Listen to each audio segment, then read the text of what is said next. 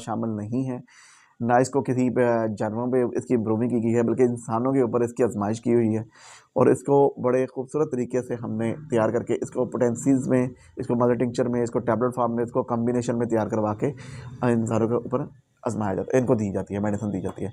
और बिल्कुल short form, बिल्कुल थोड़ी सी मिकदार इसकी होम्योपैथी की जो मेडिसिन होती हैं वो दी जाती हैं, लॉन्ग टर्म ट्रीटमेंट नहीं होता। अब इस पे ऊपर जो हमने पिछले दिनों में बात हो रही थी कि मोटापे के ऊपर आप वर्किंग करते हैं तो जी आप मेडिसिन ज़्यादा नहीं देते, बिल्कुल चंद ड्रॉप आपने दे दिए होते हैं।